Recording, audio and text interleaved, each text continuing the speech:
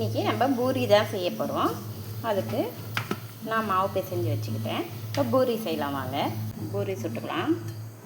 எண்ணெய் ஊற்றி நம்ம பூரி திரட்டிக்கலாம். இந்த மாதிரி சின்ன சின்ன உருண்டை எடுத்து இந்த மாதிரி வச்சு நான் எண்ணெய் வச்சு தான் பூரி திரட்டுவேன். மாவு வச்சு பூரி திரட்ட மாட்டேன், ஏன்னா எண்ணெய்லாம் கருப்பாயிடும். இப்போ பூரி இந்த மாதிரி போட்டாச்சு. இப்போ எண்ணெயில் போட்டு எடுத்துக்கலாம். எண்ணெய் சூடானது எண்ணெயில் போட்டுக்கலாம்.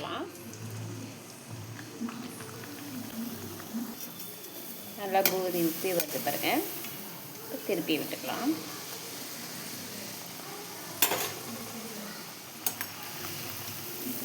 பூரி பாருங்கள் நல்லா உப்பி வருது. சுட்டு எடுத்தாச்சு.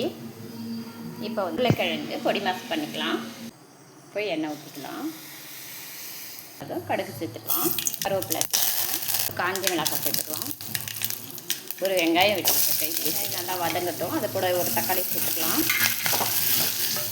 உருளைக்கிழங்கு வேக வச்சு வச்சுருக்கேன், இதையும் தோல் வச்சு மசிச்சு எடுத்துக்கலாம். இப்போ உருளைக்கிழங்கு தோல் சிவியாச்சு. இப்போ நல்லா மசிச்சு கூட கொஞ்சமாக மஞ்சள் தூள் சேர்த்துக்கலாம். உப்பு கொஞ்சமாக சேர்த்துக்கலாம்.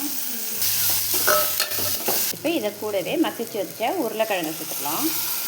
கொஞ்சமாக தண்ணி சேர்த்துக்கலாம்.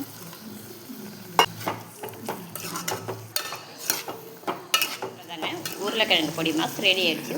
ஒரு கொதி வந்ததை இறக்கிக்கலாம். இப்போ பூரியோடு சாப்பிட்டுக்கலாம். இப்போ பூரி வச்சுக்கலாம்.